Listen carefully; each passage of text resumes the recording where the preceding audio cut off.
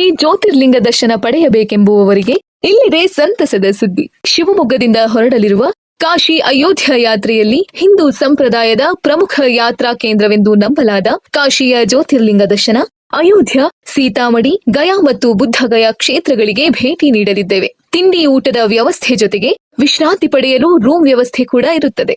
ಜೊತೆಗೆ ಈ ಯಾತ್ರೆಯಲ್ಲಿ ಅನುಭವವುಳ್ಳ ಗೈಡ್ಗಳು ಕೂಡ ನಮ್ಮ ಜೊತೆ ಪ್ರಯಾಣಿಸಲಿದ್ದಾರೆ. ನೀವು ಕೂಡ ಈ ತೀರ್ಥ ಕ್ಷೇತ್ರಗಳ ದರ್ಶನ ಪಡೆಯಬೇಕೆಂದರೆ ಹಿಂದೆ ಕರೆ ಮಾಡಿ.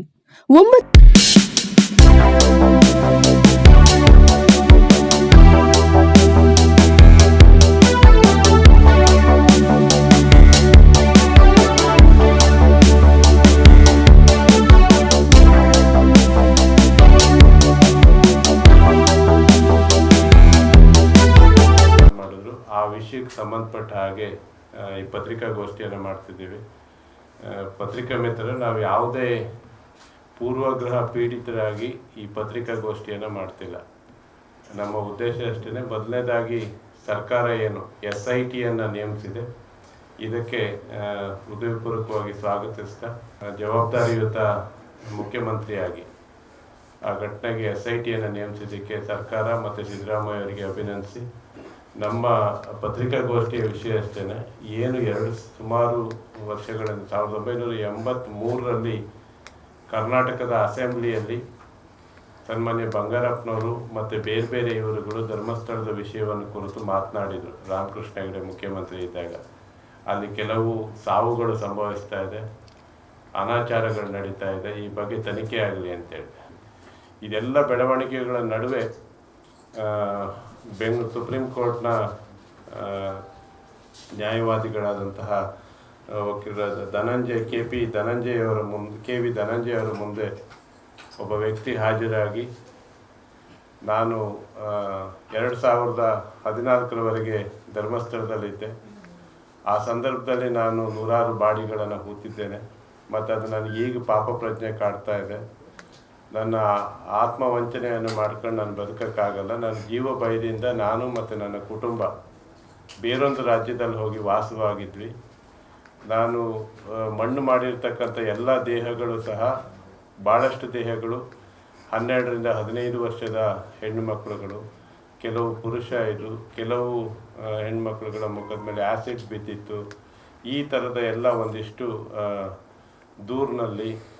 ಒಂದಿಷ್ಟು ದೂರಿನಲ್ಲಿ ವಿವರಿಸಿ ದೂರನ್ನು 3ನೇ ತಾರೀಕು ದಾಖಲಾಗುತ್ತೆ, 4ನೇ ತಾರೀಕು FIR ಆಗುತ್ತೆ. ಆದ ನಂತರ ಧರ್ಮಸ್ಥಳ ಬೆಳ್ತಂಗಡಿ ಪೊಲೀಸರು ಯಾವುದೇ ರೀತಿಯ ತನಿಖೆಯನ್ನು ಪ್ರೋಗ್ರೆಸ್ಸನ್ನು ತೋರಿಸಲ್ಲ. ಆತ ಬರಬೇಕಾದ್ರೆ ಆತನ ಸೂಟ್ ಕೇಸ್ನಲ್ಲಿ ಒಂದಿಷ್ಟು ಅಸ್ಥಿಪಂಜರಗಳಿತ್ತು. ಅದನ್ನು ಕೂಡ ಸರಿಯಾಗಿ ಮಾಜರನ್ನು ಮಾಡಿ ಅಥವಾ ಯಾವುದೇ ರೀತಿಯ ಕಾನೂನುಬದ್ಧವಾಗಿ ಅದನ್ನು ವಶಪಡಿಸ್ತಕ್ಕಂಥ ಇದು ಕಂಡು ಬಂದಿಲ್ಲ. ಈ ಸಮಯದಲ್ಲಿ ಇಡೀ ರಾಜ್ಯ ಮತ್ತು ಬೇರೆ ಬೇರೆ ರಾಜ್ಯಗಳಲ್ಲಿ, ಕೇರಳ ಸೇರಿದಂತೆ ಬೇರೆ ಬೇರೆ ರಾಜ್ಯಗಳದ್ದು ಇಶ್ಯೂ ಇದಾದ ಮೇಲೆ ಮತ್ತು ಕರ್ನಾಟಕದಲ್ಲಿ ಸುಪ್ರೀಂ ಕೋರ್ಟ್ನ ನಿವೃತ್ತ ನ್ಯಾಯಮೂರ್ತಿಗಳು, ಭಾಳಷ್ಟು ಜನ ವಿಚಾರವಂತರು, ವಕೀಲರುಗಳು ಧ್ವನಿ ಎತ್ತದ ನಂತರ ಸರ್ಕಾರ ಈಗ SITಯನ್ನು ಇದು ಮಾಡಿದೆ. ನಾವಿಷ್ಟೇ ಹೇಳ್ತಕ್ಕಂಥದ್ದು, ಮೊದಲೇ ಹೇಳ್ದಂಗೆ ನಾವು ಯಾವುದೇ ರೀತಿ ಪೂರ್ವಗ್ರಹ ಪೀಡಿತರಾಗಿಲ್ಲ. ಆ ಧರ್ಮಸ್ಥಳ ಅಂದರೆ ಹೆಸರಿನಲ್ಲೇ ಒಂದು ಧರ್ಮ ಅಂತಕ್ಕಂಥದ್ದಿದೆ.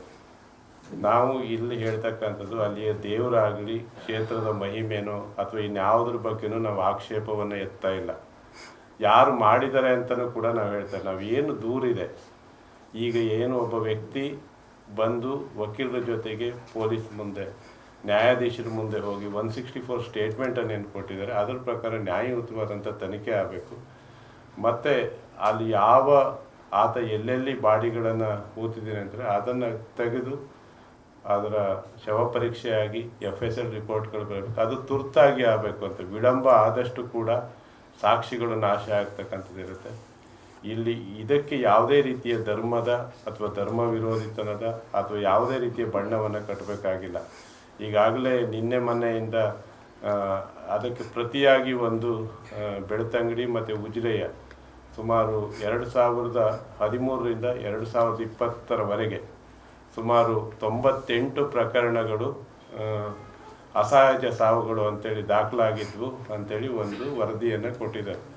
ಅದರಲ್ಲಿ ಭಾಳಷ್ಟು ಜನ ಆತ್ಮಹತ್ಯೆಯನ್ನು ಮಾಡ್ಕೊಂಡಿದ್ದಾರೆ. ಕೆಲವರು ಹೊಳೆಯಲ್ಲಿ ನೀರಿಗೆ ಬಿದ್ದಿದ್ರು, ಕೆಲವರು ವಿಷವನ್ನು ತಗೊಂಡಿದ್ದು ಈ ಥರದ ಘಟನೆಗಳನ್ನು ಕೋಟ್ ಮಾಡಿ 98 ಪ್ರಕರಣಗಳ ಸುದ್ದಿ ಮಾಡಿದ್ದಾರೆ.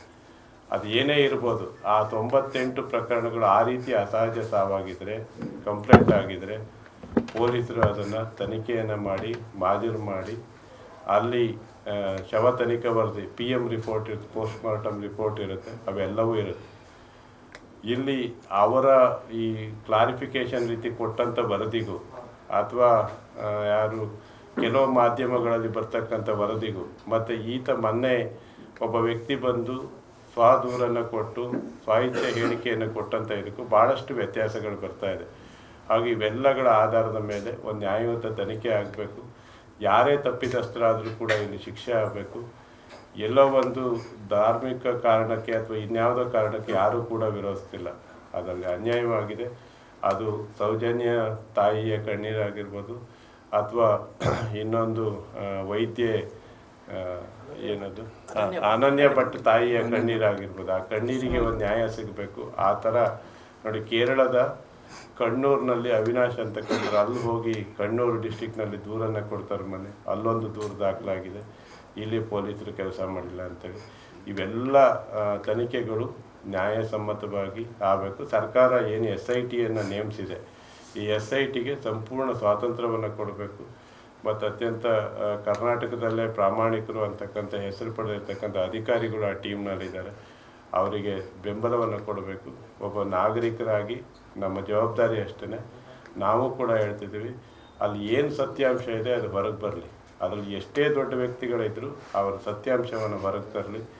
ಯಾವುದೇ ಪೂರ್ವಗ್ರಹ ಪೀಡಿತವಾಗಿ ತನಿಖೆ ಆಗೋದು ಬೇಡ, ನ್ಯಾಯಸಮ್ಮತವಾಗಿ ತನಿಖೆ ಆಗಲಿ. ಮತ್ತು ಕೆಲವೊಂದಿಷ್ಟು ಕಾನೂನಲ್ಲಿ ಒಂದು ತೊಡಕಿದೆ, ಮರು ತನಿಖೆ ಅಂತಾರೆ. ಯಾವುದೇ ಪ್ರಕರಣಗಳಲ್ಲಿ ಸುಪ್ರೀಂ ಕೋರ್ಟ್ ಪ್ರಕಾರ ಇನ್ವೆಸ್ಟಿಗೇಷನ್ ಅಥವಾ ಮರು ತನಿಖೆ ಅಂತ ಮಾಡೋದಕ್ಕೆ ಬರಲ್ಲ. ಅದಂದರೆ ಫರ್ದರ್ ಇನ್ವೆಸ್ಟಿಗೇಷನ್ ಅಂದರೆ ತನಿಖೆಯ ಮುಂದುವರಿದ ಭಾಗ ಅಂತೇಳಿ ತನಿಖೆಯನ್ನು ಮಾಡಬೇಕು. ಅದೇ ರೀತಿಯಲ್ಲಿ ಅದು ಸೌಜನ್ಯ ಪ್ರಕರಣ ಆಗಿರ್ಬೋದು ಅಥವಾ ಅನನ್ಯ ಭಟ್ ಕಾಣೆ ಆಗಿರ್ತಕ್ಕಂಥ ಏನು ಕಾಣೆ ಪ್ರಕರಣ ಆಗಿರ್ಬೋದು, ಇದರಲ್ಲಿ ಮುಂದುವರಿದ ತನಿಖೆಯನ್ನು ನಡೆಸಬೇಕು. ಮತ್ತು ಎಲ್ಲ ಸಾವುಗಳಿಗೂ ಕೂಡ ಅದಕ್ಕೊಂದು ನ್ಯಾಯ ಸಿಗಬೇಕು ಅಂತೇಳಿ ಒತ್ತಾಯಿಸಿ ಈ ದಿನ ಪತ್ರಿಕಾ